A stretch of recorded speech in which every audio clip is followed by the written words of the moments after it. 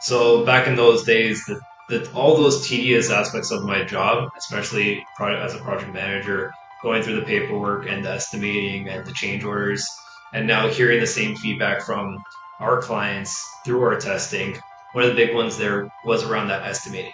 And to Nick's point before is we're not going to teach people how to do their job. They have the experience. So Yeah. we hear a lot of people now, leveraging AI. They go to ChatGPT. I need to estimate this project. It's a reno on a house, this many square feet. What do you think it'll cost me? Hello, everybody. I'm the Gaffer, Gavin Coyle, back again. Two gentlemen with me in the studio from Canada, all the way from Canada, and they are the co-founders of Revalate, which is a revolutionary AI tool to help small to medium enterprises or business sizes of all sizes deal with the complexity of moving parts within your business. And what do we mean by that? Well, all of the different functions within your business. What if you were able to put it into a model that was able to be centralized in such a way that reduces the admin burden, but increases the efficiency of how to get through the due diligence of your paperwork, the monotonous going through documents and documents and documents.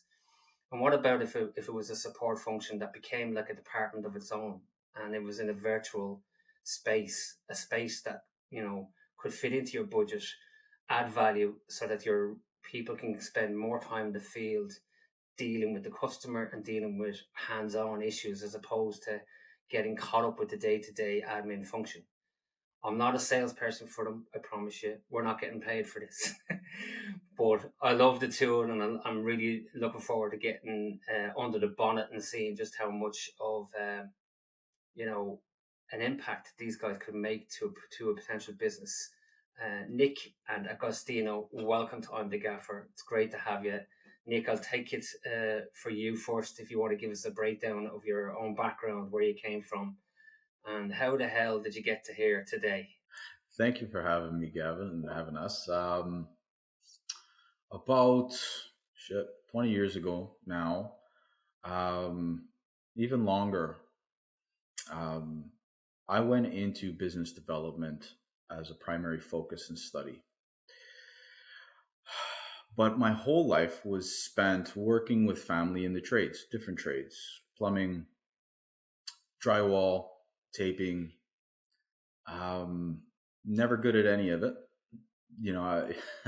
And somehow with partnering with Augustino, who has quite a few years of experience himself, we started to recognize that there are a lot of complex moving parts that go into running a construction company. And about 5 years ago, we started coming up with a bit of a future plan. How do we help a contractor, a business owner who's trying to scale a company, trying to build something, a life for his family? How do we help them structure their internal mechanism, their ecosystem as a company? How do we help them process engineer all the pieces so that they can actually finish work at 5 o'clock, go home, enjoy life, and do it again? Because that's why they got into business in the first place for most people. Besides the financial gain and the lifestyle and all that fun stuff. So slowly through unpacking um, operational workflow and the capabilities that software has in this space, we started building our own um, tools to help contractors do more of the work more efficiently. And then AI became a really interesting narrative. People started to wonder, is this something that can actually help me at this magnitude that this narrative is claiming? And we took it upon ourselves to start looking at what are the pieces within the workflow that can actually be done for the company rather than simply giving them a tool that works like their workflow, but still gives them, but still requires work on their part after hours, whenever it happens to be. So this is where AI for us has really taken off because we've been able to build some really cool ideas at estimating, at bid management, at change order management, at um, financial management. Now, with the help of where technology has come, we're finally in a place where we can give contractors, business owners, a tool that does more of the work for them,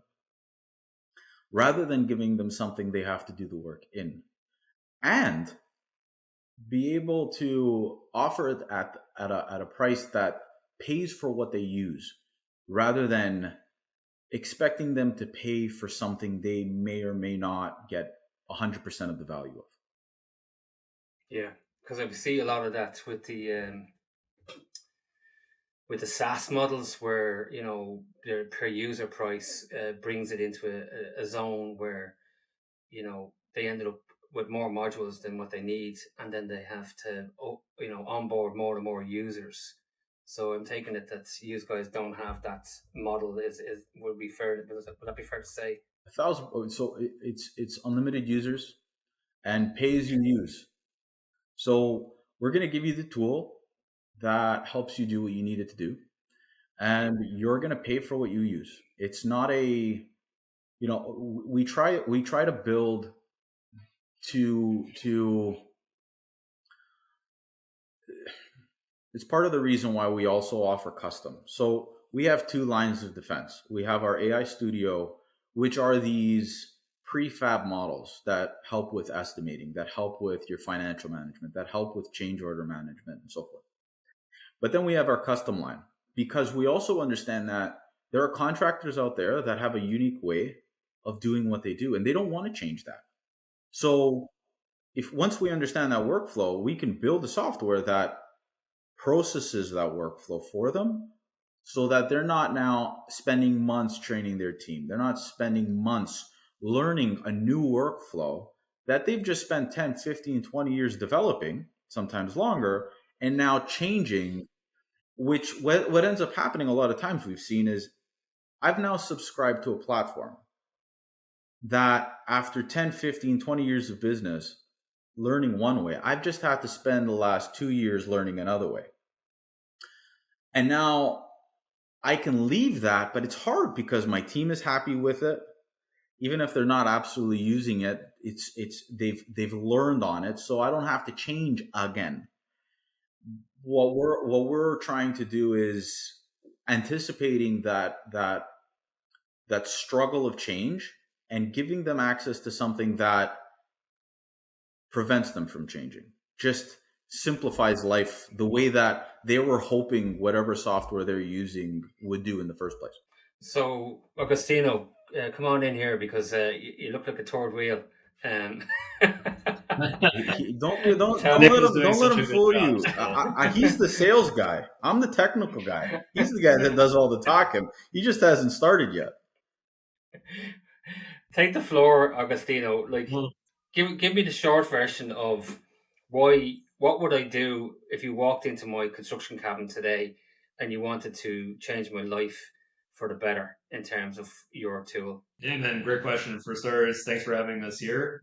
And what we would do with you, man, is really understand the process of how you do things today, looking at everything from how you track your expenses, how you start your estimates, how you manage the team, how you get those invoices out, the whole picture. How much of that is automated already, or you're using tech, or you're using pen and paper, or maybe some Excel sheets.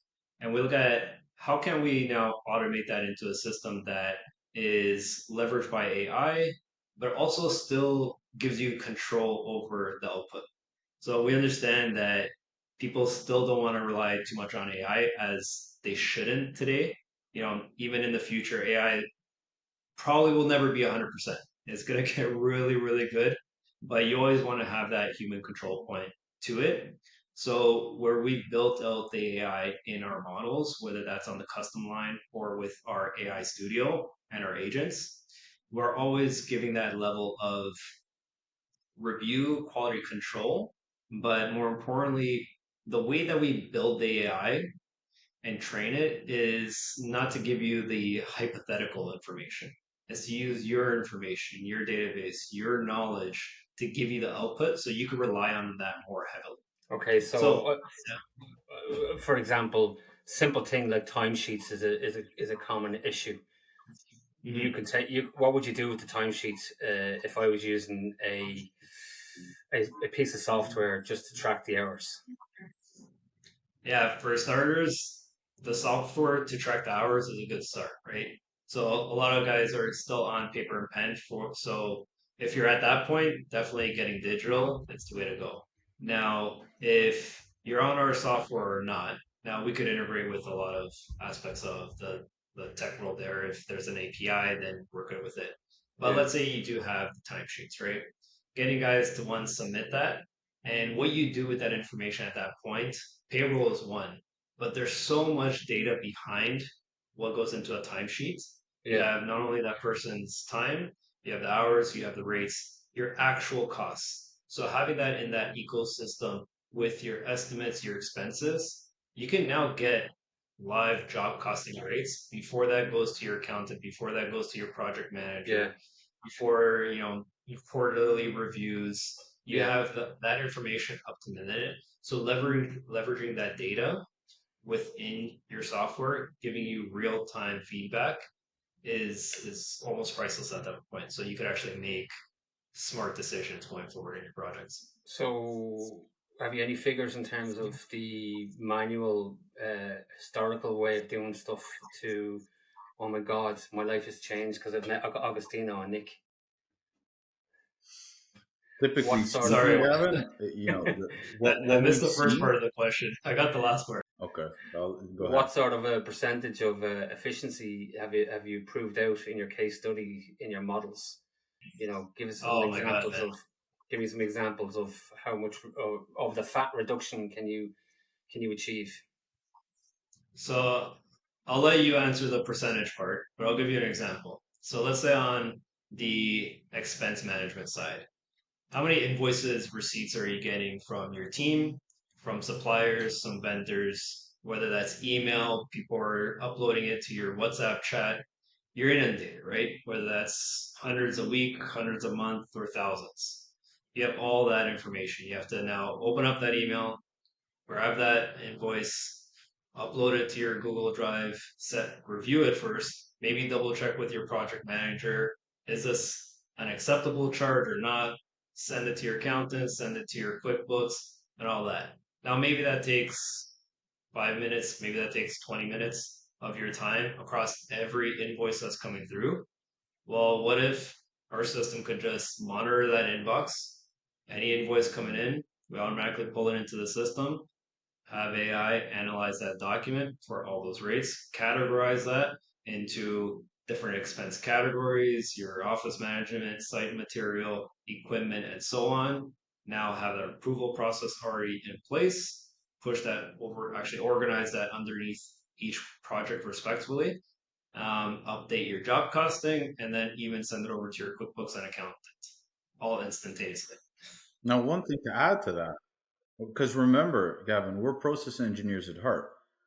How many people are part of those interactions, and how many times are they disrupted in the middle of whatever it is they were doing that adds a ripple of time to everything else they were doing? How many times do we hear where their foreman or or one of their guys is on site and they got a call about a missing bill or a missing this or a missing that, and now it's an argument for 30 minutes because instead of focusing on the task at hand, they have to. It's an important, because if we don't get this out, it's a problem. The ripple effect in each one of these components, that's the idea. If we can remove the parts of the workflow that tends to slow things down, then everybody's winning. Hi guys, as you're enjoying this podcast, I just wanted to take a few seconds to let you know about my company, Coyle Group. We're not just another safety recruitment agency. We're your partners in building a safer future. With over 25 years of experience and more than 1 million hours of safety work completed, our mission is clear. Provide top-tier health and safety contractors tailored to the unique needs of your project. We also carry out on-site construction audits. From wind energy to power stations, utilities and engineering projects, our global reach and specialised expertise ensures your operations are not just compliant, but exemplary. For more information on how ensuring safety and sustainability of your products using our team of HSE contractors, visit coyle-group.com or click on the show notes or video description now. I've also put a booking link into the description for you to click and have a one-to-one conversation with me. Now, back to the podcast. Enjoy and see you soon. How do you educate the culture change of the organization so that they become adaptable and acceptable to getting behind your systems? Because I see that as a challenge in most of AI, that there isn't people that are going to come on board who are old school. No, I don't know anything about that. I'll just keep sending a WhatsApp, or I'll upload my timesheet on Google Drive at the very best, even if you get it at Google Drive level, or it could be just an email with my times and let the office deal with it. Are you getting some sort of do you have a mental block barrier there that you have to achieve when you onboard a customer? About, if you asked me this question, Gavin, 12 months ago, I would have said, yeah, it's something we deal with daily. Today, though, there are enough people having a conversation about AI that even the people that have been in it for 30 years plus, they're starting to say, why am I killing myself? If this is actually starting to work for other people, maybe I can give it a try. We've seen it before in history. There was a time when the flip phone was game changing, completely innovative. I can fit this thing in my pocket. Remember how big they were? And now people can't be separated without it. As early as, I don't know, where are we? 25? Let's call it 30 years ago. Sending a letter wasn't uncommon. Now we have, the Gen Z boomer generations all on email, using Facebook, on Instagram. I got an 80-year-old uncle that posts more on Facebook than we do. Now, I bring this up because I think, and this is something that we really stress with everybody we speak to in regards to AI. There's this narrative that it's going to replace people. That needs to change, because we don't build tools to cut through your workforce. We build tools to support your workforce, to give them a leg up, to help you, your organizational ecosystem, perform the way that they are desperately trying. Is it going to shed light on certain individuals that perhaps take advantage of that ecosystem? For sure. Yeah. I give you a tool that does something that you claim took 15 hours a week, and it does it in 3 hours. We're gonna look at that. But what that also does is it gives those people an opportunity to shine, because, hey, now I can learn with something. Now I have something that helps me do more. I've been brought in to perform a particular function. I can actually focus on that function. Because another thing that we're seeing is, and it's through no fault of the owner, but the expectation of whom they're hiring, it's not like it used to be, where you could bring in an individual for one function, but they're performing 3 or 4 functions for that organization. And they're doing it proficiently because they like being there for 10 hours. And the expectation of the work environment was different than it is today. So understanding that, we now allow for that environment to happen efficiently, without misaligned expectations that you're going to be able to perform these functions. A lot of people aren't trained on putting together a proposal from an estimate and reviewing it and making sure that the numbers are correct. They're being brought in to train, and look at that data to understand what they're looking for. But it's not what they were taught. It's an expected skill that maybe they want to learn, maybe they want to put their life into, maybe they don't. What we're trying to create is the strength between those pieces, the building the strength between the gaps in that workflow to make sure that the business can always maintain operations efficiently. The company environment can always maintain its harmony, because I'm expecting you to be able to do job A, B, and C, but really you're only paying me to do job B, and you've given me job A and C. So that's a very important distinction, I think, that needs to be made. And when it is made and looked at from that lens, more people than we're seeing are going to embrace this faster. Because if I said to you as a business owner, instead of you having to pull teeth to have your team perform to the expectation you have in your mind because of how you learned, I can now remove all the inefficiencies that your team either weren't trained for, don't want to do, or whatever happens to be. I can now help do that work with and for them so that your core ecosystem is stronger and they can now perform the job they were brought in to do in the first place. I have a big bugbear about time-killing activities and time-killing operations and time-killing conversations. So I don't mind, around the water cooler, people having a chat. No issues. That's a mental health timeout scenario. How was the ball game at the weekend, or what about the holiday? No issues with that whatsoever. But having conversations that are not productive really bugs me, and I don't know whether it's a tolerance thing as you get older, that you don't you just don't, you're just looking at the clock going, I need to be somewhere and I need to get this done. And as part of the introduction into yourselves, I was conscious of the narrative of how do we become more time aware and how do we become more time sensitive within our own operations. And what I mean by that, and where I'm going with this, is I see the value of communication as a massive need within the construction industry, both from all angles, like your client, the key stakeholders, the community that you're building the project in. They're all touch points where you're going to have a verbal conversation.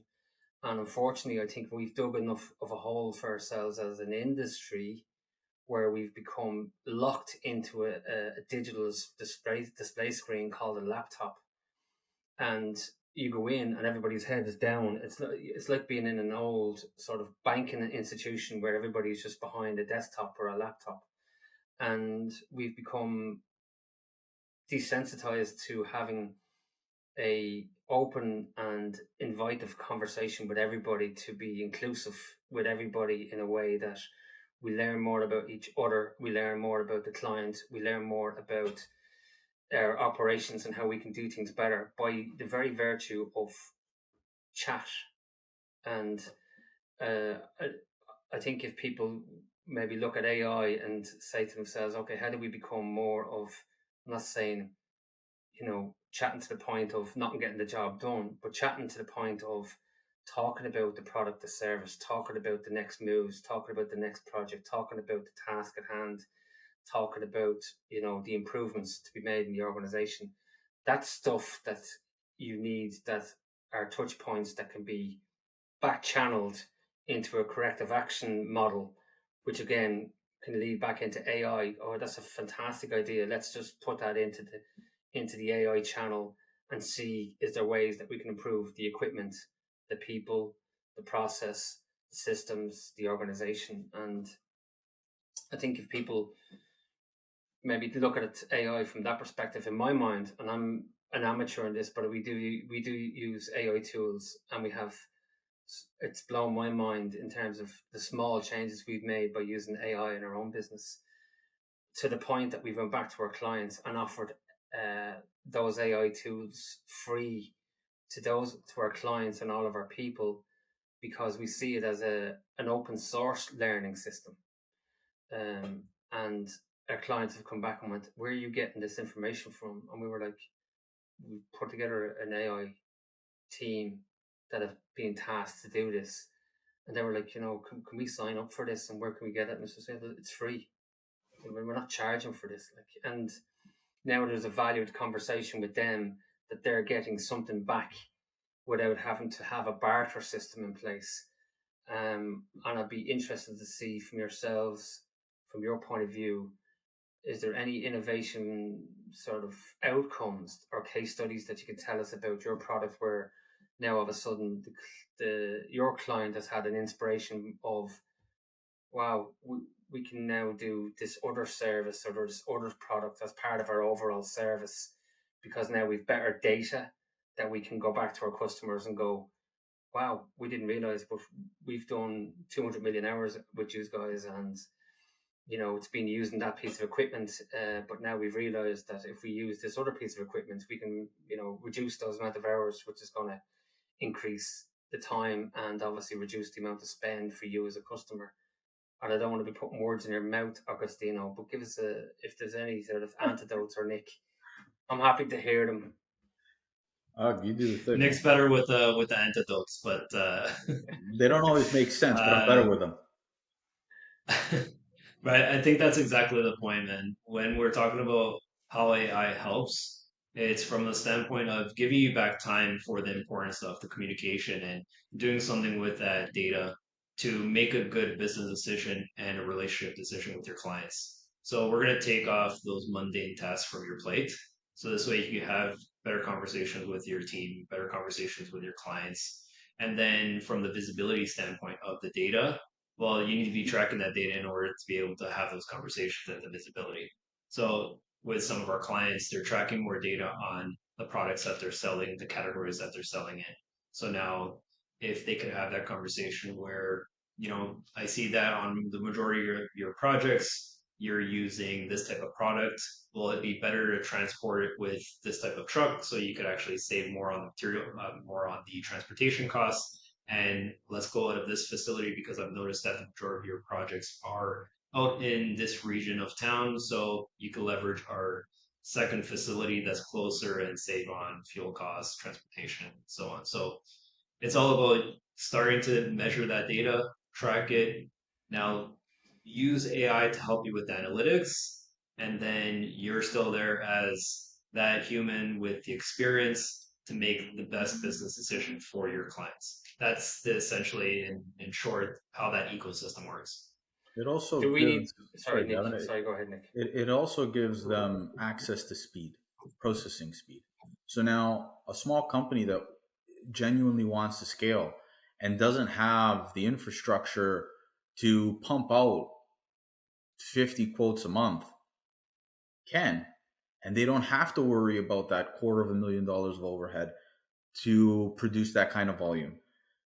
Same thing with accounting. There's a lot of times it's not an inexpensive proposition to have someone carefully managing your books, but you can have that level of service without 30% of the cost annually, sometimes more, depending on what's being caught by the AI and how it's being processed. So it's also an infrastructural change that we're giving access to, because there are a lot of great contractors that do amazing work that are stumped in business because of infrastructural changes or access to infrastructure, because they don't have the talent pool, they don't have the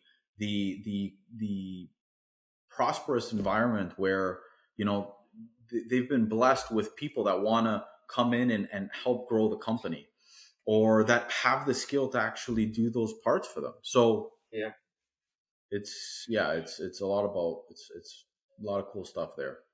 I'm going to throw a curveball at the two of you because I love to throw curveballs. So if you mess up on this, I don't blame you. We'll just edit and delete and and try and do another podcast another day. But the question is open to the both of you, okay?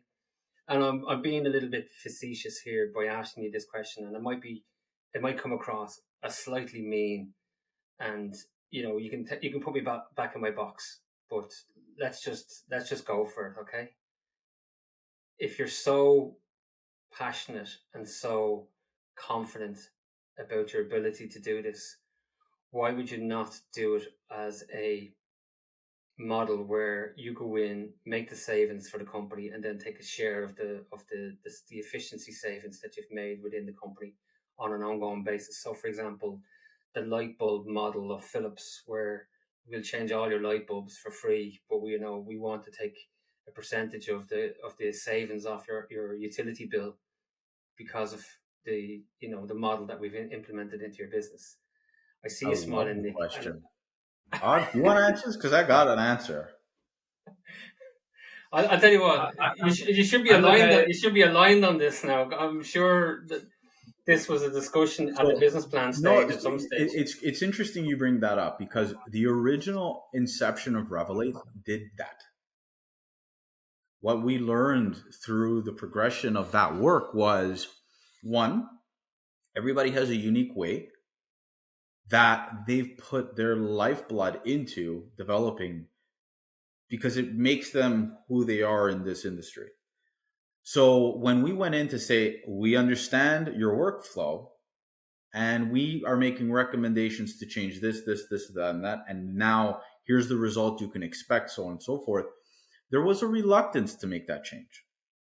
And even those who saw the big picture, who are willing to make the change, something that, we're projecting a 3 to 6 month change, took years to get comfortable with, which helped us understand that we need to give them access to positive change at a microdose level, so that, one, they can make the change, see the reward, see the benefit, and then move on to the next one, and then move on to the next one.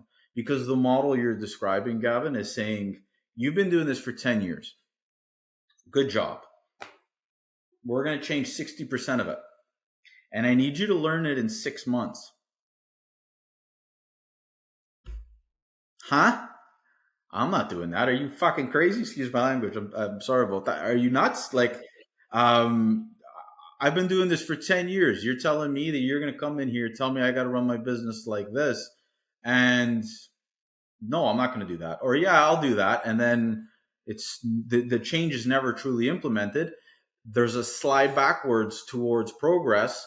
They're discouraged because of the slide backwards, and they just go back to doing it the way they've been doing it for 10 years. So what that created for Revalate was a pivot point, because we saw that in order to make true change in a system, you need to be able to do it at the person who's changing's pace. And by giving them access to something that they can personally customize to accommodate that pace is the best way to do it. Now, I'm not forcing them into a 6-month, 12-month plan. You want to take 5 years to change?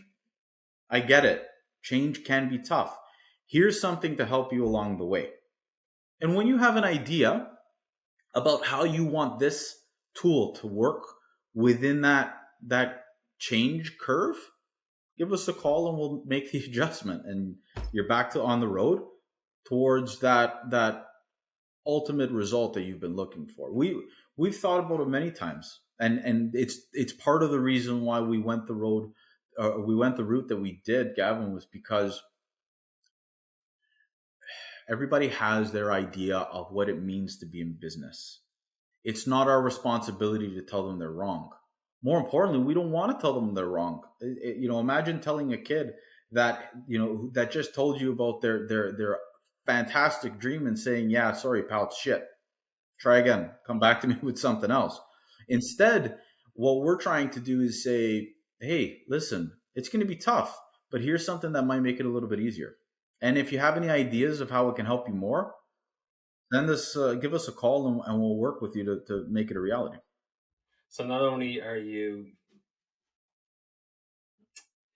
teaching AI around the business and how that specific business operates, but you've also got to show that there's a value in your service, and the sort of freemium model, if you want to call it the freemium model of give it to them. I get that someone might easily turn around and go, well, yeah, it's not really 20%. It was more like a 5% saving because, we wouldn't do exactly that, or we wouldn't do exactly this. And then you get into an argument about, what is 20% of a saving or 40% of a saving. And it's very subjective. In some cases, it could be, your 40% could be their 20% because it suits them to be 20% rather than 40%. And that can cause a friction. And I get that. I'm sure you beta tested your model in the early stages, in the MVP stage of development, and went out to some companies to, work with them to see what the challenges were with your system. Was there massive learnings from that process that you could share with us, and how you've addressed those? I'll let Agustino run with this one. He's the one that's, I would say the model is very much built around Agustino and his understanding, his intimate knowledge of the industry, alongside the countless construction business owners that we worked with. And it's also part of the reason why the model is the way that it is. It's not a fixed model. It's a custom model. It's an open model. It allows for iteration because we know that if you're not innovating or evolving, you're going the other way. And in order to truly help, it needs to be dynamic. It needs to be able to change. And we need to be able to take that feedback, because construction is very much about doing it together. Even though sometimes it doesn't feel that way, but it's very much about doing it together. So what we've built and what we're continuing to build is that environment where contractors can feel like they can tell us, this is shit, I needed to do this. And over time, through iteration, we give them the tool that works the way they want it to work. Yeah, that's an important point, I think, because whatever AI strategic value you bring to a particular customer, that's not a lift and shift model to the next customer. Would that be fair to say? Absolutely. And that was the biggest takeaway. Yeah. Go ahead, Og. Yeah, and one of the examples there that we got from the feedback, and I was blushing when Nick was telling me it was built around me. I didn't get into it before, but I have 20 years of experience. Are you sure you're a real human being? You're not an AI I know. fiction of our imagination? No, it's all digital. Don't go off script. I didn't write this down. I just you're probably too perfect looking for a human being. You're AI generated. I just cut my hair yesterday. Took me a long time to come up with that model. Anyways, I got 20 years of experience. I was an electrician, project manager, electrical inspector. So back in those days, all those tedious aspects of my job, especially as a project manager, going through the paperwork and the estimating and the change orders, and now hearing the same feedback from our clients through our testing, one of the big ones there was around that estimating. And to Nick's point before is we're not going to teach people how to do their job. They have the experience. So we hear a lot of people now, leveraging AI. They go to ChatGPT. I need to estimate this project. It's a reno on a house, this many square feet. What do you think it'll cost me? And the AI will spit out something that is relatively good, but then the next time they ask it the same question, it's going to be something a little bit different. Well, we don't want our AI telling them how to do their job. So the way that we built this is that we're going to leverage their rates, their experience, their knowledge. So I don't know if you have experience with Accubid. I used to use that back in the day when I was a project manager. Essentially, once you have your takeoff, you just spent some time going through the drawing. Now you have your quantity of material. You have to go to that database, and one by one by one by one, you're filtering through and going through thousands of records of data to get, all right, my conduit is this much per 10 foot. My wire at 12 gauge is X. And now you have to go line by line. Well, if you already have your takeoff, why not let AI do all that labor for you? Analyze your entire database, select those products, select those rates, select even different types of rates if you have, basic or more difficult installation methods. So this is where we're going to leverage AI to now do the work for you, but also with your knowledge and not us or AI maybe giving you, the right rate this time because it's now your rate. Mhm. So what do I need, as I'm the Gaffer Plumbing and Mechanical Company Limited, LLC, do I need to have a champion, an AI champion in my company in order to manage this process? I wouldn't say you need an AI champion. I think if you ever want to make real change in the company, there always should be that one champion that's going to root for the new change. But in terms of how to actually train the AI, train the model, really you just start using it. And it's going to learn from each one of your new estimates for each one of your new invoices or whatever you feed into the system. It's now going to learn from that. So the next time you go back to it, that's your champion there. You are the champion as you're using it.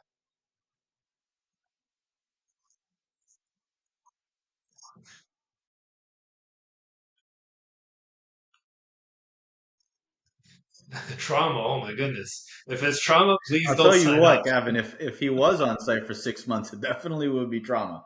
But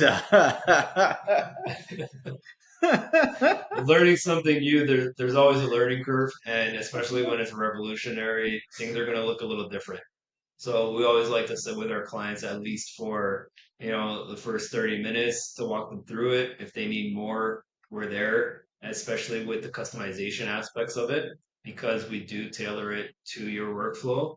There might be something that's not built in yet that, hey, I need to calculate square footage based on my 5 different divisions instead of just one.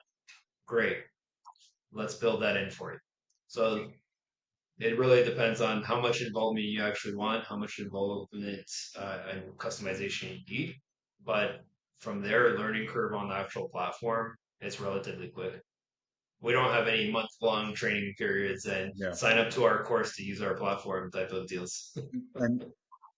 and it was that early stage process development, process engineering work that taught us that, because you know the last thing that most of these guys need is another month training on something they're going to use 20% of, right? Why not figure out how, okay, describe how you do it.